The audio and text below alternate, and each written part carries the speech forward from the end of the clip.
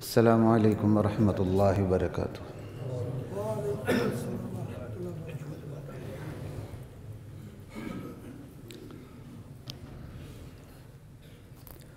بسم اللہ والحمد للہ والصلاة والسلام علی رسول اللہ، اما بعد فاعوذ باللہ من الشیطان الرجیم، بسم اللہ الرحمن الرحیم۔ وَيَقُولُ الَّذِينَ كَفَرُوا لَوْلَا أُنزِلَ عَلَيْهِ آيَةٌ مِّن رَّبِّهِ قُلْ إِنَّ اللَّهَ يُضِلُّ مَن يَشَاءُ وَيَهْدِي إِلَيْهِ مَنْ أَنَابَ الَّذِينَ آمَنُوا وَتَطْمَئِنُّ قُلُوبُهُم بِذِكْرِ اللَّهِ أَلَا بِذِكْرِ اللَّهِ تَطْمَئِنُّ الْقُلُوبُ۔ سورۃ الرعد ہے۔ گزشتہ جمعے ہم نے بات کی تھی اس کے پہلے رکوع پہ، 13واں سپارے کا پہلا نصف، دوسرا نصف پہلا رکوع، اب اس کا دوسرا رکوع ہے اور آیات 27 سے شروع ہو رہی ہیں۔ انشاءاللہ ہم 33 تک جانے کی کوشش کریں گے، 35 تک بھی جا سکتے ہیں انشاءاللہ۔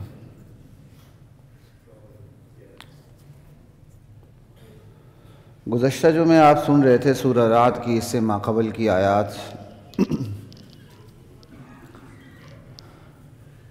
جس میں دو قسم کے کردار اصولی طور پر ڈسکس ہوئے تھے۔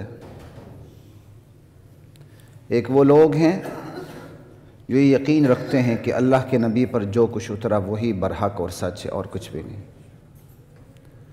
اور اس یقین کی وجہ سے جو ان کے کردار اور سیرت میں نکھار پیدا ہوتا ہے، قرآن انہیں ڈسکس کرتا ہے۔ اور پھر دوسری قسم کے وہ لوگ ہیں جو یہ یقین نہیں رکھتے، اور یقین نہ رکھنے کی وجہ سے ان کی سیرت میں جو بگاڑ پیدا ہوتا ہے، قرآن انتہائی اختصار کے ساتھ اسے بھی ڈسکس کرتا ہے ان آیات میں جو گزشتہ جمعے ذکر ہو چکی ہیں۔ اب وہی لوگ جو یقین نہیں رکھتے، جو اس حقیقت پر یقین نہیں رکھتے کہ جو کچھ نبی پر اترا ہے وہی برحق اور سچ، اس میں بھی بنیادی طور پر دو قسم کے لوگ ہیں۔ ایک تو وہ لوگ ہیں جو سرے سے یقین ہی نہیں رکھتے، نبوت کا، کتاب کا، آسمانی کتابوں کا، ایتھیسٹ ہیں، کچھ ہیں، لا مذہب ہیں، جو بھی آپ نام دیں، اور آج کل کی جو ہیومنزم ہے وہ اسی کا شکار ہے۔ اور ایک وہ لوگ ہیں جو آسمانی کتابوں پر تو یقین رکھتے ہیں کہ ہاں جی اوپر سے نبیوں کے سینے پر اترا کرتا ہے، جس کو وحی کہتے ہیں، لیکن وہ ہمارے نبی کے بارے میں نہیں مانتے۔ یہ دو بنیادی قسمیں ہیں، لیکن ایک تیسری قسم بھی ہے جو یقین رکھتے ہیں کہ آسمان سے کتابیں نازل ہوتی ہیں، اللہ کی وحی نازل ہوتی ہے نبی کے سینے پر، اور اسی طرح ہمارے نبی کے سینے تھر میں بھی اوپر سے علوم کا خزانہ نازل ہوا ہے۔ وہ ایمان کی حد تک یقین رکھتے ہیں، اور اس ایمان میں بھی وہ ڈاواڈول ہوتے ہیں، اترا نہیں اترا، کیا ہوا کیا نہیں، شکوک شبہات، یا اگر یقین رکھتے ہیں تو یقین اس سطح کا نہیں ہے جو انہیں عمل کی طرف لے جائے۔ اس میں آج ہماری بہت بڑی مسلمانوں کی تعداد مبتلا ہے، انہیں پتہ بھی نہیں کہ نبی پر احکام اترے کون سے تھے، اترے ہیں تو اس کی حساسیت کیا ہے، اور اس کے بارے میں یقین کا عالم کیا ہونا چاہیے۔ اور یہ حساسیت اس لیے نہیں، اور یقین کی وہ سطح ہمیں حاصل اس لیے نہیں جو قرون اولیٰ میں مسلمانوں کو حاصل تھی، اس لیے حاصل نہیں کہ یقین پیدا کرنے والی کتاب سے میں بھی دور ہوں، آپ بھی دور ہیں، یہ امت دور ہے۔ اور صرف یقین پیدا کرنے والی کتاب قرآن کریم سے دور نہیں، بلکہ اس کے مقابلے میں گمراہی پیدا کرنے والی کتابوں کی یہ امت بہت نزدیک آ رہی ہے، مطالعے میں رکھتی ہے، فیشن بنا ہوا ہے۔ ہاں جی، آپ نے بہت سے لوگوں کو یہ نشہ لگا ہوتا ہے، ہر نئی کتاب مغرب سے آنے والی اپنے آپ کو اپ ٹو ڈیٹ رکھنے کی کوشش کرتے ہیں، آپ نے دیکھا ہوگا۔ تاکہ مجلس میں بیٹھیں تو بتائیں فلاں فلاسفر کی نئی کتاب آئی، آپ نے پڑھی ہے؟ کہتے وہ تو کہتا ہے میرا نام بھی نہیں سنا، وہ پھر مجلس میں چھا جاتا ہے، واہ کیا اپ ٹو ڈیٹ بندہ ہے، اور اس کھڑے ہو کے پیشاب کرتا ہے، جانور کو شرم نہیں آتی۔ طہارت کا پتہ نہیں، ایسا مسلمان ہے۔ نماز کا پتہ نہیں، ایسا مسلمان ہے۔ قل ہو اللہ آتی نہیں، ایسا مسلمان ہے۔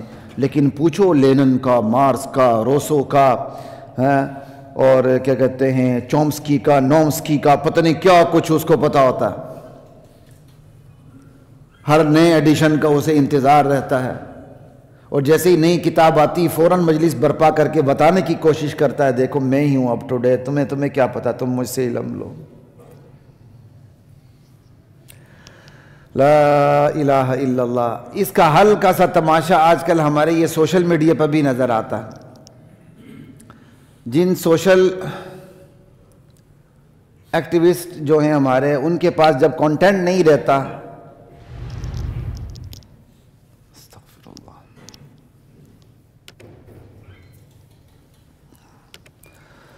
استغفر اللہ الذی لا الہ، پتہ نہیں کیا ہو رہا ہے، مجھے دعا کیجیے گا۔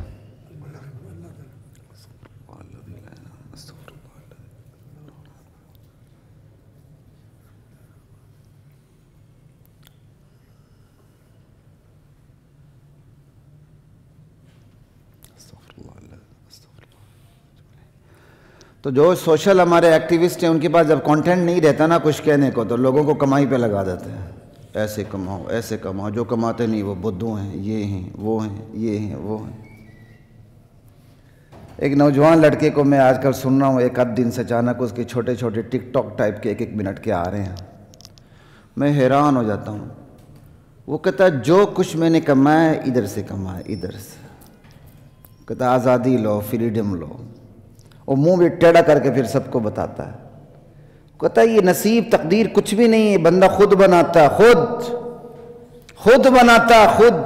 اس کے الفاظ کو دیکھ کے میں سہم جاتا ہوں۔ قارون یاد آ جاتا ہے۔ قارون کو جب کہا جاتا تھا بھائی تو خود بھی عیش کر، اللہ منع نہیں کرتا، لیکن اس مال کا حق بھی ادا کر، کہتا انما اوتیتہ علی علم عندی، ارے یہ جو کچھ ملا ہے مجھے خود سے ملا، یہ یہاں میرے پاس علم ہے، علم معاشیات کا ماہر ہوں، مٹی بھی میں ہاتھ میں لیتا ہوں تو سونا بن جاتا ہے۔ آپ کو ایسے لوگ ملتے ہیں نا، ارے ہم تو مٹی بھی ہاتھ میں لیں تو سونا بن جاتا۔ اللہ، ایک بطور تشکر کوئی ایک الگ بات ہے، لیکن کوئی فخر سکے ہو دیکھو میں ہوں۔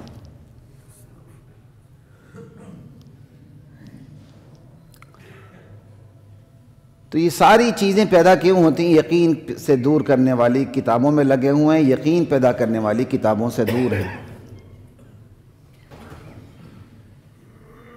اللہ اکبر کبیرا الحمدللہ کثیرا۔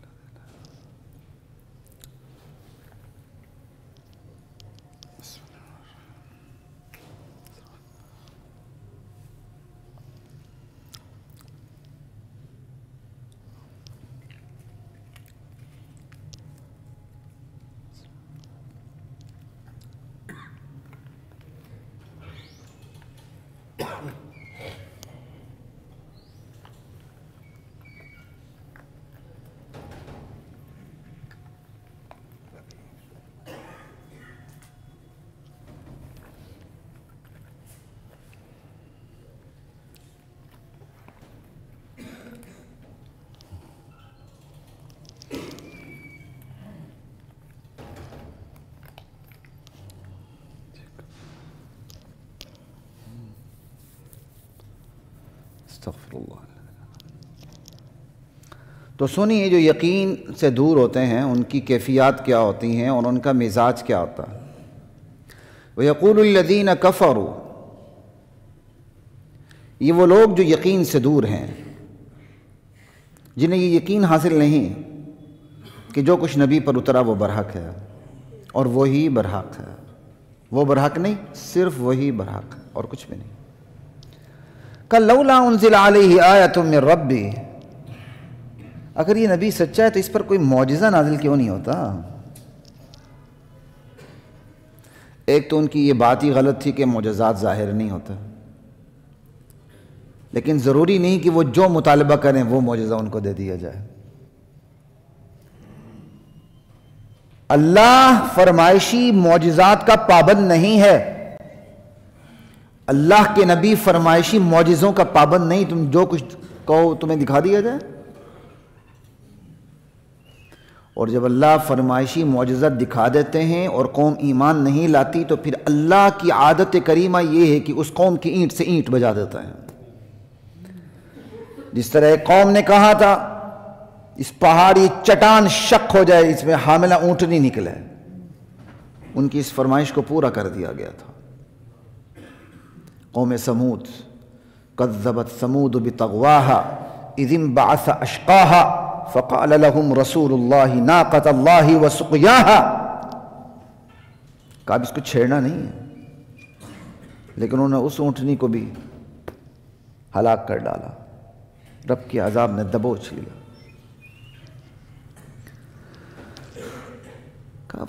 یعنی اپنا کوئی معجزہ چاہتے تھے کہ ہم جو کہیں وہ نظر آئے۔ بھائی جو معجزات نظر آ رہے ہیں اس پہ ایمان کیوں نہیں؟ اپنے اندر اللہ کے معجزے موجود ہیں، نشانیاں موجود ہیں۔ وَفِي أَنفُسِكُمْ أَفَلَا تُبْصِرُونَ وَفِي السَّمَاءِ رِزْقُكُمْ وَمَا تُوعَدُونَ، تم اپنے اندر غور کرو، فضا میں غور کرو، آسمان میں غور کرو، قرآن کی تعلیمات پہ غور کرو، نبی کی پاک سیرت پہ غور کرو، نبی کی دعوت سے صحابہ کی زندگیوں میں جو انقلاب پیدا ہوا اس سے غور کرو، یہ کم نشانیاں ہیں؟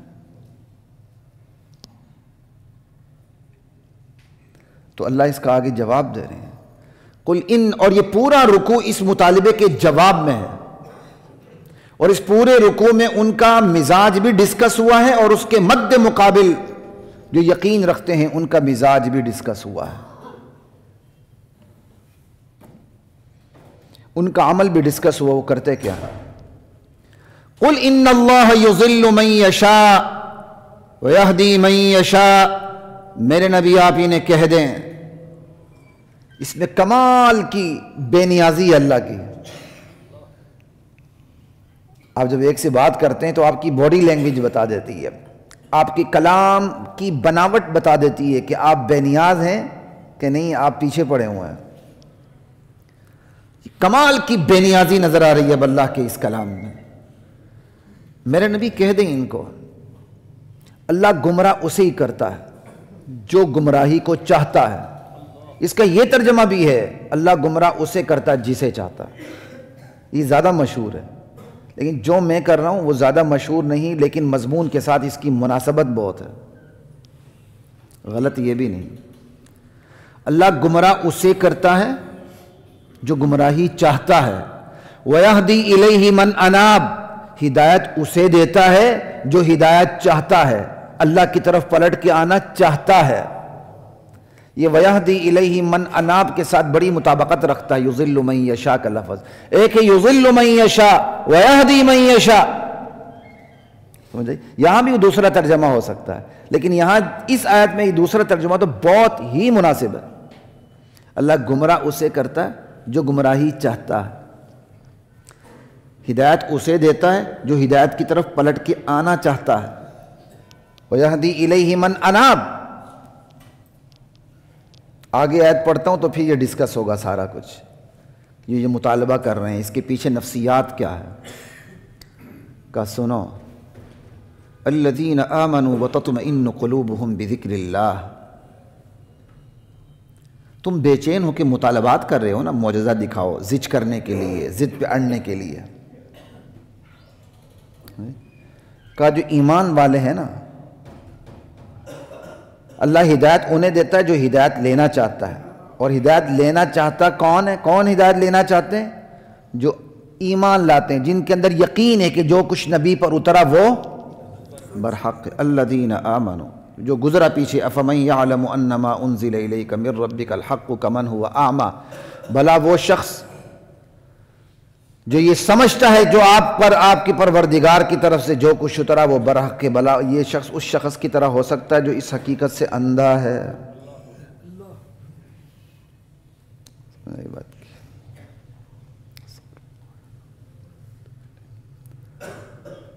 تو یہاں یہی کہا گیا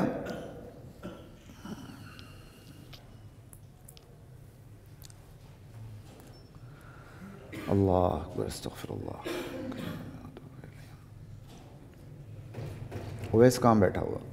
آخری دو کل پڑھنا، آخری معوذتین، ٹھیک ہے.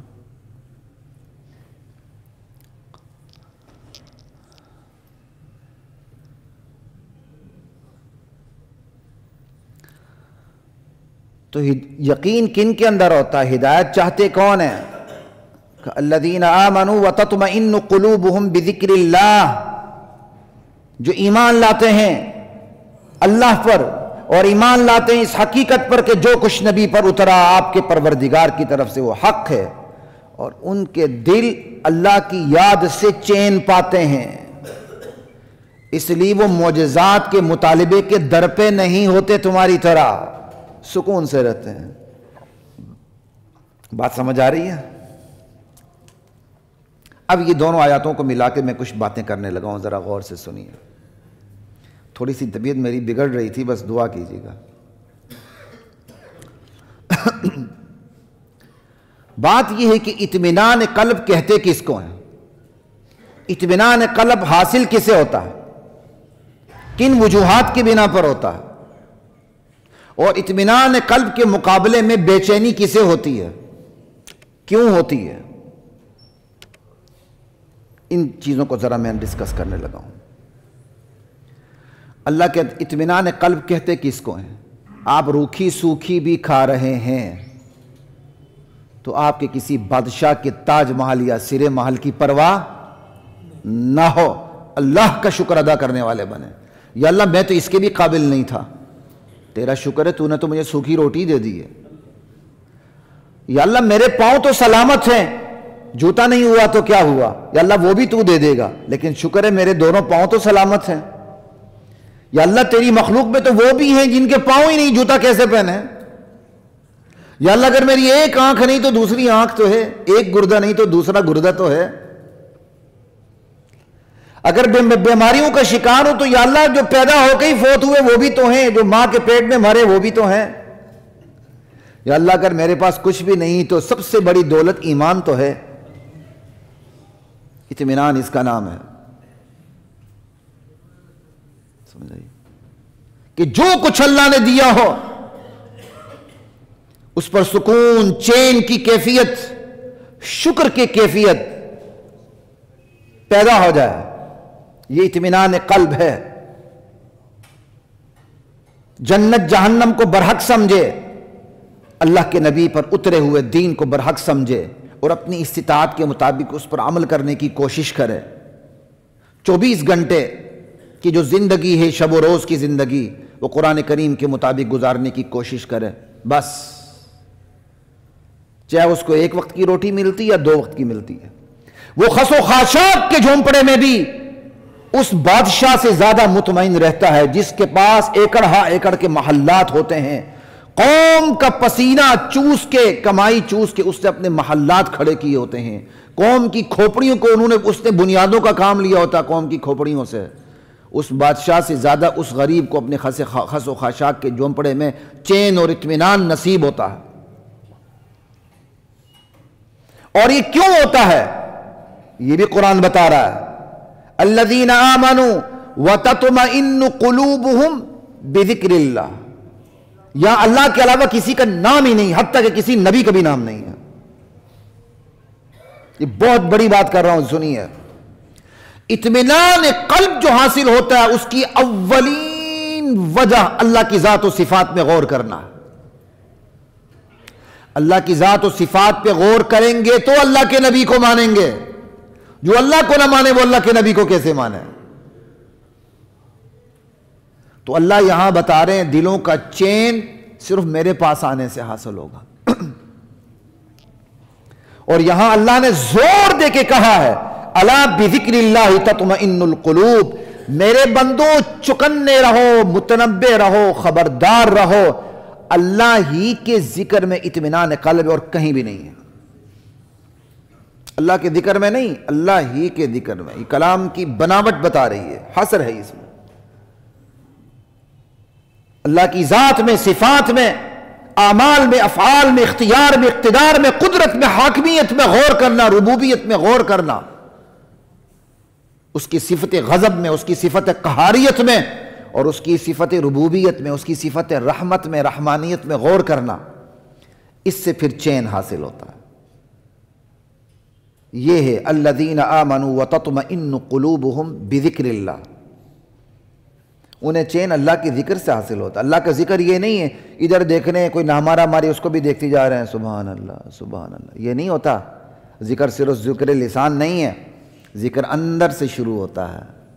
اس کا تخم سب سے پہلے عقیدے میں لگتا ہے، عقیدہ ذکر کا تخم ہے، بیج ہے۔ الا بذکر اللہ تطمئن القلوب، اللہ کے ذکر سے دلوں کو اطمینان حاصل ہوتا ہے۔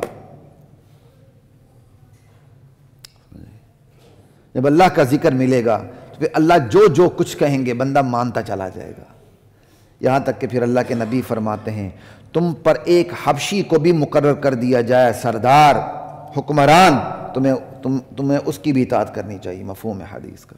پھر بندہ سر تسلیم خم کر لیتا۔ اور اس کے مقابلے میں جو لوگ ہوتے ہیں جو مطالبات کرتے ہیں کہ یہ نشانی اترے، یہ اترے، یہ اترے، یہ اترے، ان کی طبیعت کیا ہے؟ ان کا مزاج انہونے پن کا شکار ہے۔ وہ کہتے ہیں اگر یہ کوئی بہت بڑی ہستی ہے نا تو اس کی شخصیت میں، اس کی پرسنالٹی میں کوئی انہونا پن ہونا چاہیے۔ یہ پوری دنیا کے انسانوں سے کوئی وکھرا ٹائپ کا بندہ ہو، نہ بازاروں میں گھومے، نہ چلے، نہ کھائے، نہ پیے، اس کی اردلی میں فرشتے ہوں جو اس کی بات نہ مانے، ڈنڈا مار کے اس کو زیر کر دیں، سونے کے محلات ہوں، باغات ہوں، سب کچھ ہوں۔ یہ میں پورا نچوڑ بتا رہا ہوں قرآن کریم کا، جو قرآن کریم جو ان کی نفسیات کو ڈسکس کرتے ہوئے بات کرتا ہے۔ انہونا پن، پھر اس انہونے پن پہ بھی کوئی اگر انہونا پن ظاہر ہو جائے ماننا پھر بھی نہیں، کیوں؟ سامنے والے کو زج کرنے کی نیت ہے، ضد کرنے کی عادت ہے، انہونا پن مانگنا اور زج کرنے کی کوشش کرنا۔ دیکھا ہم نے کہا تھا نا اگر تو نبی ہے تو یہ معجزہ ظاہر کر نہیں کر سکا نا، دیکھو نبی نہیں ہے۔ ایک انہونا پن کا مزاج، ایک زج کرنے اور ضد کرنے کا مزاج، یہ اطمینان قلب کے مد مقابل جو لوگ ہیں جنہیں اطمینان قلب حاصل نہیں ہوتا ان کی طبیعت ہے۔ پھر ان کی طبیعت بے چین بھی رہتی ہے، کیوں؟ اللہ نے اس دل کی ڈیزائننگ ایسی کی ہے جب تک اس دل میں اللہ نہیں آتا اس کو چین نہیں ملتا۔ لا الہ الا اللہ واللہ اکبر، تو یہ انہونے پن کا مزاج آیات ہیں کافروں کے لیے۔ چشمہ کس پہ ہو رہی ہیں؟ ایمانداری سے بتائیں، مسلمانوں پہ ہو رہی ہیں۔ یہ اسی کو بزرگ مانتے ہیں جس سے انہونا پن ظاہر ہو، اور یہ انہونا پن کے پیچھے یہاں تک چلے گئے ہیں۔ اور میں نے آپ کو پہلے بھی بتایا تھا نا، یہ ڈیجیٹل ڈورز ابھی آئے تو گاؤں میں ایک ان پڑھ اپنے آپ کو پیر بنا کے بیٹھا ہوا تھا، تو ڈیجیٹل دروازے کے پاس کسی کو جانے نہیں دیتا تھا، اس کے مرید وہاں قائم تھے، کیوں؟ پیر کی اکیلی خدائی تو نہیں چلتی نا، اس کے ساتھ پھر پوری ٹیم ہوتی ہے جو اس کی خدائی کے گن گاتی ہے۔ وہاں سے کسی مرید کو جانے کی اجازت نہیں تھی، صرف پیر صاحب جاتے تھے۔ پیر صاحب قریب ہوتے تھے دروازہ پہلے ہی کھل جاتا تھا، پورے گاؤں میں پیر صاحب کی مشہوری ہو گئی، دیکھو جی پیر صاحب جانے لگتے ہیں دروازہ کھلتا ہے، چلے جاتے ہیں دروازہ خود ہی بند ہو جاتا ہے۔ انہونا پن، اب ان گاؤں والوں کو پتہ ہی نہیں تھا یار اس کے پیچھے تو برقی آلات کام کر رہے ہیں، لیکن ان کے لیے انہونا پن تھا۔ کیا آج بھی یہ انہونا پن کئیوں کے لیے ہوگا کہ نہیں ہوگا؟ یقیناً انہونے پن کا مزاج ختم کر دیں۔ ایک مرید گیا ایک پیر صاحب کے پاس، کافی عرصہ رہا اور واپس آتے ہوئے اس کی طبیعت خراب ہو گئی۔ اس نے کہا جی میں تو آیا تھا کوئی بہت بڑا پیر مرشد ہے، اس کے پاس تو کوئی کرامت ہی ظاہر نہیں ہوئی۔ تو اس نے پکڑ کے بٹھایا، کہا بیٹا مجھے یہ بتاؤ تم میرے پاس اتنا عرصہ رہے ہو، کوئی بات تم نے خلاف سنت دیکھی؟ کہتا کوئی نہیں دیکھی۔ کہا پھر اس سے بڑی کرامت کیا ہے؟ کیا پھر اس سے بڑی کرامت کیا ہے کہ اگر کوئی بات میری خلاف سنت نہیں ہے تو؟ یہ انہونے پن کا مزاج طبیعتوں سے نکال دیں۔ یہ کسی کو زج کرنے اور ضد کرنے کا مزاج طبیعتوں سے نکال دیں باہر. نہیں نکالیں گے، مطالبات پہ مطالبات کریں گے، یہ ہو یہ ہو یہ ہو یہ ہو. پھر بندہ اس لیول تک پہنچ جاتا ہے جہاں سے واپسی ممکن نہیں ہوتی. تو اطمینان قلب حاصل کنے ہوتا ہے؟ ایمان والوں کو. کیوں حاصل ہوتا ہے؟ اللہ کی ذات و صفات میں غور کرنے سے ہوتا ہے. الذین آمنوا وعملوا الصالحات طوبی لہم وحسن مآب. اور یہی جو ایمان والے ہیں، نیک اعمال والے، اللہ کہتے ہیں ان کے لیے خوشخبری ہے، طوبی لہم، اور بہترین ٹھکانہ ہے ان کے لیے، وحسن مآب. اب میں نے بتایا تھا یہ پورا رکوع کے ایک ہی اعتراض کے جواب میں کوئی نشانی کیوں نہیں اترتی، کوئی معجزہ کیوں نہیں اترتا. اللہ کہتے ہیں نشانی ہماری شان دیکھتے نہیں ہو. کذالک ارسلناک فی امۃ قد خلت من قبلھا امم. ہماری شان دیکھیں، ہم نے آپ کو ایسی امت میں بھیجا ہے جس سے پہلے بہت سی امتیں گزر چکی ہیں. اس کا مطلب امتیں گزر چکی ہیں تو پھر نبی بھی گزر چکے ہیں. نہ یہ پہلی امت ہے، نہ آپ پہلے نبی ہیں. تو یہ کم ہماری قدرت ہے کہ ہم نے اس سے پہلے بھی انبیاء اتارے. یہ کم ہماری شان ہے کہ ہم نے آپ کو نبی بنا کے بھیجا ہے، ایک یتیم کو. اور پھر کم یہ ہماری قدرت ہے کہ ہم نے ایک ایسی کتاب نازل کی ہے جس کے بارے میں ہمارا چیلنج ہے تا قیامت کو اس کے مدِ مقابل ایک صورت بھی بنا. تو یہ نشانی نظر نہیں آتی؟ یہاں کاف بیان کمال کا ہے. ہماری شان دیکھیں، ہم نے آپ کو ایسی امت میں بھیجا ہے جس سے پہلے بہت سی امتیں گزر چکی ہیں. یہ کوئی نرالی امت نہیں ہے، نہ آپ کوئی نئے نبی ہیں. یہ امت نہیں، اور آپ پہلی امت نہیں، اور آپ نبی بھی پہلے نبی نہیں. آپ سے پہلے نبی گزرے، اور آپ کے لیے آپ کے جو پہلے نبی گزرے ان کا جو راستہ آپ کے لیے مشعل راہ ہے، اور ان کے لیے جو پہلی امتیں گزری ہیں ان امتوں میں ان کے لیے سبق ہے. اور آپ کو ہم نے بھیجا کیوں؟ لِتَتْلُوَ عَلَيْهِمُ الَّذِي أَوْحَيْنَا إِلَيْكَ، تاکہ آپ وہ قرآن ان کو سنائیں جو ہم آپ کی طرف وحی کر رہے ہیں. یہ چھوٹا معجزہ ہے ہمارا. وَهُمْ يَكْفُرُونَ بِالرَّحْمَنِ، اور ان کی حالت یہ ہے خدا رحمان کا انکار کیے بیٹھے ہیں، خدا کی ذات و صفات میں شریک کیے بیٹھے ہیں. اور صرف ذات و صفات میں شریک نہیں کر رہے ہیں، لفظ رحمان کا بھی انکار کرتے ہیں. یہ وہ رحمان کو جانتے ہی نہیں تھے. کہتے رحمان کون ہوتا ہے؟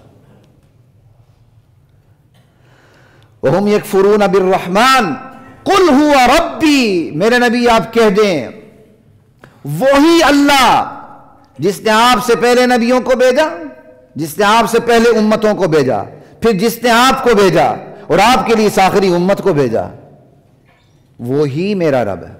آپ کہتے ہیں وہی میرا رب ہے جس کی یہ شان ہے، جس کے بارے میں تم کہتے ہو کہ وہ اگر تم نبی ہو اس کے تو وہ کوئی معجزہ کیوں نہیں اتارتا. یہ چھوٹی قدرت ہے. لا الہ الا ہو، اس کے مقابلے میں کوئی الہ نہیں، بلکہ الہ ہے ہی نہیں ہے. حاجت روا، مشکل کشا، دستگیر، غوث صرف وہ ہے. علیہ توکلت، میں بھروسہ کرتا ہوں تو صرف اسی پہ کرتا ہوں. یہاں توکلت علیہ نہیں کہا کہ میں اس پر بھروسہ کرتا ہوں، نہیں، علیہ پہلے لائے، میں اسی پہ بھروسہ کرتا ہوں. وَإِلَيْهِ مَتَاب، ہر معاملے میں رجوع بھی اسی سے کرتا ہوں. وَإِلَيْهِ مَتَاب، ٹھکانہ بھی میرا وہی ہے. وَإِلَيْهِ مَتَاب، آخر میرا ملجا اور ماوا بھی وہی ہے. علیہ توکلت وَإِلَيْهِ مَتَاب، میری زندگی کا آغاز بھی اللہ کی طرف، میری زندگی کا انجام بھی اللہ کی طرف. اب یہ کہہ کہ اللہ اپنے نبی کے ذریعے کہلوا کے نبی کی امت کو کتنا بڑا سبق دے رہے ہیں. آج یہ امت عبادت کرتی ہے اللہ کی، بھروسہ نہیں کرتی اللہ پہ. بھول جائیں کہ بھروسہ کرتی ہے. بھروسہ بھی ایک عبادت ہے، لیکن باقی عبادتیں کرتی ہے. اللہ اکبر، ٹھونگے شونگے مار لی، بھروسہ نہیں کرتی. بھروسہ کرنا ہو نا تو پھر یہ بھروسے کو سمجھیں آپ زندگی میں کس پہ بھروسہ کرتے ہیں. اور کیا کیا امیدیں آپ وابستہ کرتے ہیں؟ ایمانداری سے بتائیے، کبھی آپ نے اللہ کو اس نظر سے اللہ کی ذات و صفات پہ غور کیا؟ میں نے اور آپ نے ہاتھ ایسے اٹھاتے ہیں تو بے یقینی کی کیفیت، پتہ نہیں اللہ قبول بھی کرتا ہے کہ نہیں، ہاتھ دعائیں کر رہے ہوتے ہیں تو ایسے ایسے کر رہے ہوتے ہیں، اگلے ایسے ایسے، یا کسی نے ایسے ہی ہاتھ کھولے ہوتے ہیں، فاسٹ بولر نے تو ایسے ہی ہاتھ کھولے ہوتے ہیں۔ کہ ادب آداب ہوتے ہیں اللہ کے سامنے۔ لا الہ الا اللہ، عبادت کرتے ہیں اللہ کی، بھروسہ نہیں کرتے ہیں جی، عبادت کی بڑھیا قسم ہے، عبادت کرتے ہیں اللہ کی، ہر معاملے میں اللہ کی طرف رجوع نہیں کرتے، حالانکہ بھروسے اور رجوع کا یہ عالم ہونا چاہیے کہ بندہ اسباب میں طاقت سمجھے ہی نہ۔ طاقت کس کے پاس ہے؟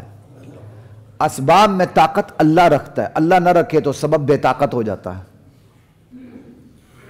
آگ کے اندر جلانے کی قوت ہے، وہ تب جلائے گی جب اللہ کا حکم ہوگا، ورنہ رک جائے گی۔ آگ کی طبیعت میں جلانا ہے لیکن یہ خود سے نہیں ہے، ورنہ ابراہیم جل جاتے۔ پانی کی طبیعت میں ڈبونا ہے، خود سے نہیں ہے، ورنہ موسیٰ اپنے لشکر سمیت غرق ہو جاتے علیہ السلام۔ لیکن اللہ نے اپنے نبی کو غرق نہیں کیا، اس کے دشمن کو غرق کیا۔ بھروسہ کوئی اور چیز ہوتی ہے۔ شادی ہو گئی، سال ہو گیا، بیٹا نہیں ہوا، بھروسہ کس پر ہے ذرا دیکھیں؟ کاروبار چلا رہے ہیں، نہیں چل رہا، بھروسہ کس پر ہے ذرا دیکھیں؟ حلال طریقے سے کمائی کی کوشش کی، نہیں ہوا، تو اس کے بعد دیکھیں کیا کرتے ہیں میں اور آپ؟ ڈنڈیاں مارتے ہیں کہ نہیں؟ 2 نمبر 1 نمبر کر کے بیچتے ہیں کہ نہیں؟ اور اس نیت سے بیچتے ہیں کہ نہیں کہ بعد میں توبہ توبہ کر لیں گے؟ برادران یوسف کی طرح نا، لے جاؤ اس کو، بعد میں توبہ کر لیں گے۔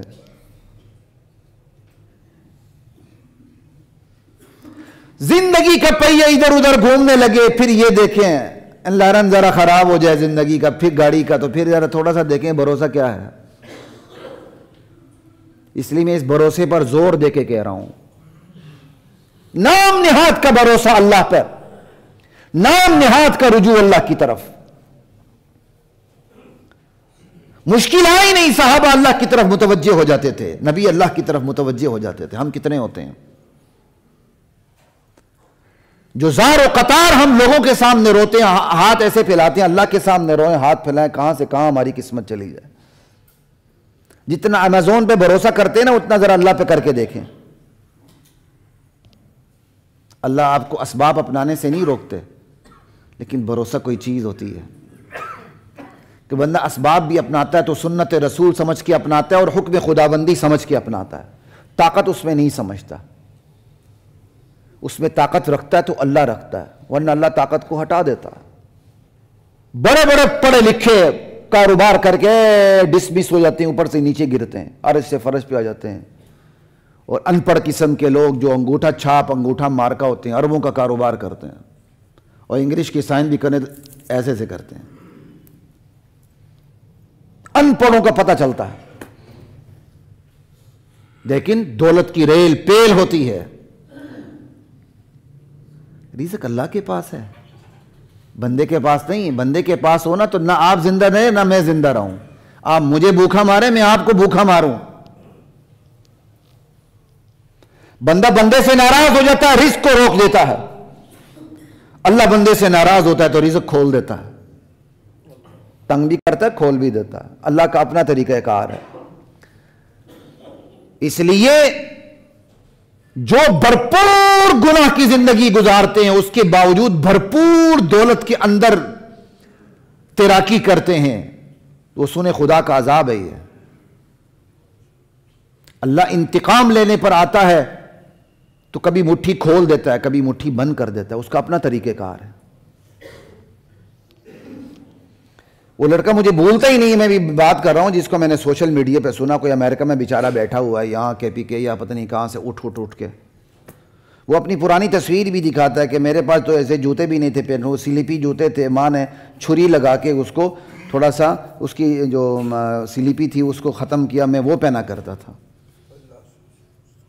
وہ سب کو کہتا ہے تم شیخوں کو بٹر لگا کے تم شیخوں کی نوکری کرتے ہو، کہتے یہاں سے ٹک کر کے پھر وہ ٹیڑھا منہ بھی کرتا، کہتا بس یہاں سے کماؤ یہاں سے، اور ساتھ کہتا تقدیر اور نصیب کوئی چیز نہیں ہوتی۔ قارون گزر گیا لیکن قارون کا کردار موجود ہے، فرعون چلا گیا لیکن فرعون کا کردار موجود ہے۔ یہ قرآن ویسے ان کرداروں کو ڈسکس نہیں کرتا، وہ تا قیامت یہ کردار آتے رہیں گے۔ علیہ توکلت وإلیہ متاب، کتنا بڑا دل ہوتا ہے۔ اللہ کے نبی فرماتے ہیں میں بھروسہ کرتا ہوں تو اللہ ہی پہ کرتا ہوں، ہر معاملے میں جو رجوع کرتا ہوں تو اللہ ہی کی طرف کرتا ہوں، میرا ٹھکانہ وہی ہے، میرا ملجا وہ ہے، میرا ماوا وہ ہے، میرے کیا کہتے ہیں میری پناہ گاہ وہی ہے، وإلیہ متاب۔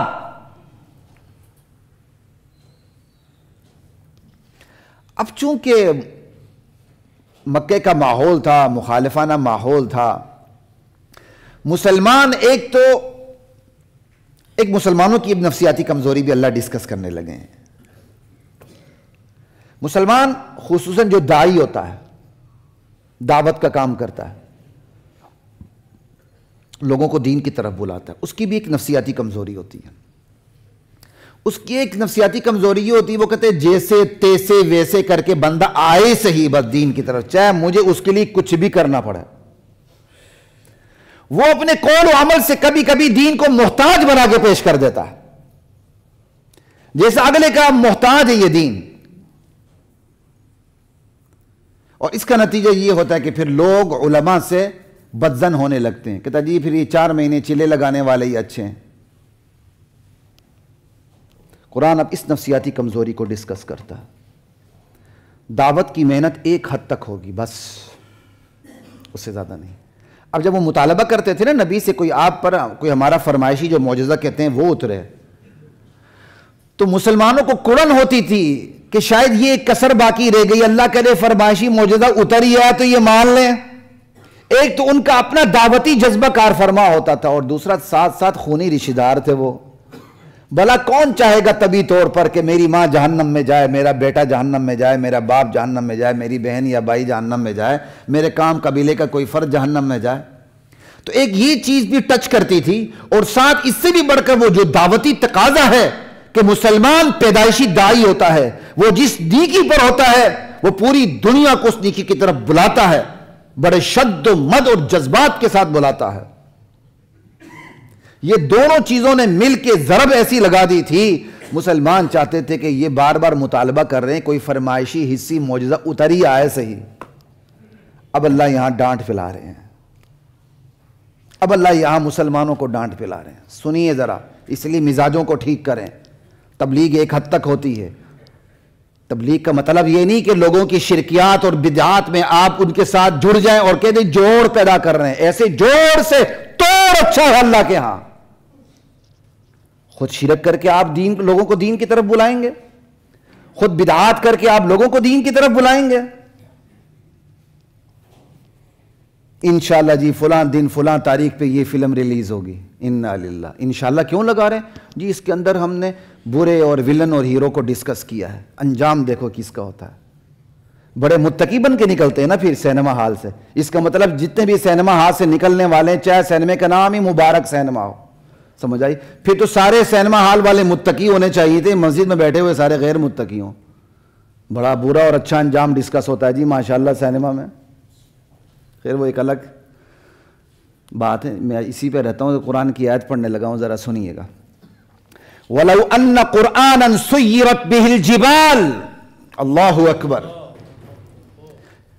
لوگوں یاد رکھو، اگر یہ قرآن ایسا قرآن ہوتا کہ اس کی وجہ سے پہاڑ چلنے لگتے،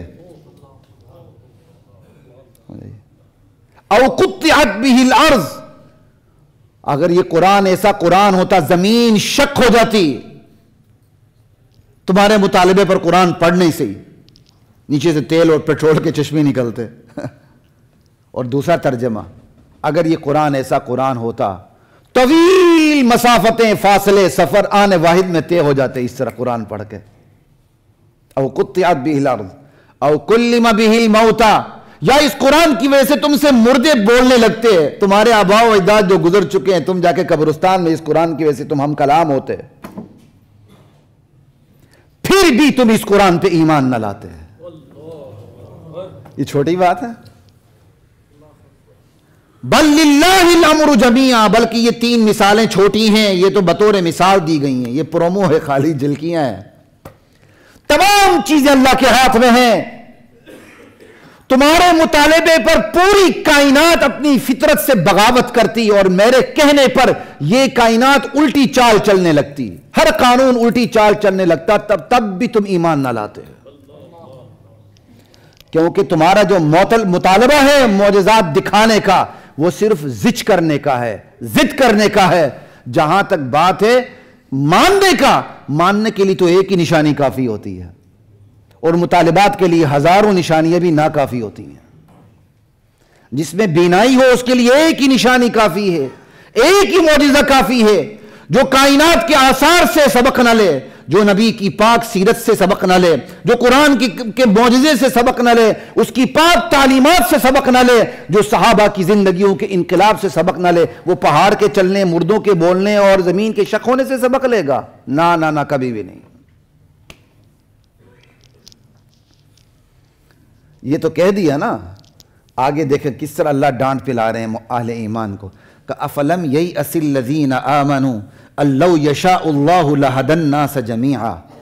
یہ کافروں کی یہ کرتوت ہیں، بجائے اپنے اندر غور کریں، باہر کی دنیا پہ غور کریں، نبی کی سیرت پہ غور کریں، کائنات کے آثار پہ غور کریں، نبی کی سیرت پر آنے والوں کی زندگیوں کے انقلاب پہ غور کریں، اس پر غور کرنے کی بجائے یہ مطالبات کرتے جا رہے ہیں، اور تم ابھی بھی آس لگائے بیٹھے ہو، امید لگائے بیٹھے ہو کہ یہ ایمان لائیں گے۔ تمہیں صبر نہیں آ رہا؟ کیا تمہیں یہ حقیقت معلوم نہیں کہ جبراً ہدایت دینی ہوتی اللہ سب کو دے دیتا؟ اللہ کا یہ قانون نہیں۔ افلم ییأس الذین آمنوا، ابھی تک یہ مسلمان مایوس نہیں ہوئے، ابھی بھی ایمان کیا کہتے ہیں، آس لگا کے بیٹھے ہوئے ہیں کہ یہ ایمان لائیں گے۔ اتنی بھی امیدیں اچھی نہیں ہوتی۔ کیا ان اہل ایمان کو اللہ کی اس حقیقت کا پتہ نہیں؟ اللہ کے بارے میں اللہ چاہتا بالجبر ہدایت دینا، پوری کائنات مومن ہوتی، مومن لہدی الناس جمیعا۔ اس لیے اہل ایمان کو ایسے مطالبوں پہ کان نہیں دھرنے چاہیے کہ چلو ان کی یہ مطالبہ، ان کا مطالبہ پورا ہی ہو جائے۔ وَلَا يَزَالُ الَّذِينَ كَفَرُوا تُصِيبُهُمْ بِمَا صَنَعُوا قَارِعَةٌ أَوْ تَحُلُّ قَرِيبًا مِّن دَارِهِمْ حَتَّى يَأْتِيَ وَعْدُ اللَّهِ۔ یہ جو کافر لوگ ہیں، ان کی بدعمالیوں کی وجہ سے، ان کی کرتوتوں کی وجہ سے تا قیامت ان پر مصیبتیں نازل ہوتی رہیں گی، چاہے جتنی بھی ترقی کر لیں، جتنی بھی آسائش میں رہیں، تا قیامت ان کے اوپر آفتیں، مصیبتیں، صدمے نازل ہوتے رہیں گے۔ یہ خدائی اعلان ہے۔ خدائی اعلان کتنا سچا ہے؟ بڑے سے بڑے ترقی یافتہ ملک کو اٹھا کے آپ دیکھ لیں، اگر دنیا کی ترقی کا نام ترقی ہوتا تو جاپان میں خودکشیوں کی ریشو سب سے زیادہ نہ ہوتی۔ اگر اسی ترقی کا نام ہے تو سویڈن اور ناروے کی میں رہنے والوں کی زندگی کی سطح کیا ہے آپ کو معلوم ہے، اور یہاں وقت ختم ہو چکا ہے۔ لیکن سب سے زیادہ نفسیاتی بیماری انہی 2 ملکوں میں، سویڈن یا ناروے میں سے ایک ملک ہے، مجھے بول رہا ہے ناروے یا سویڈن، سب سے بہت بڑی تعداد نفسیاتی بیماروں کی ہے۔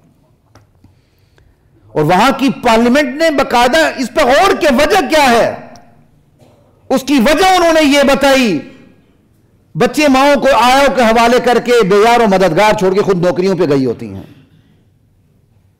اور ہمارے ہاں فیشن بنا ہوا ہے عورتوں کے حقوق کے نام پر مردوں کے نرغے میں عورت کو درمیان میں بٹھا دینا، یہ ان کے حقوق ادا ہو رہے ہیں۔ انا للہ و انا الیہ راجعون۔ عورت ملکہ صرف گھر کی ہے، دفتروں کی نہیں ہے۔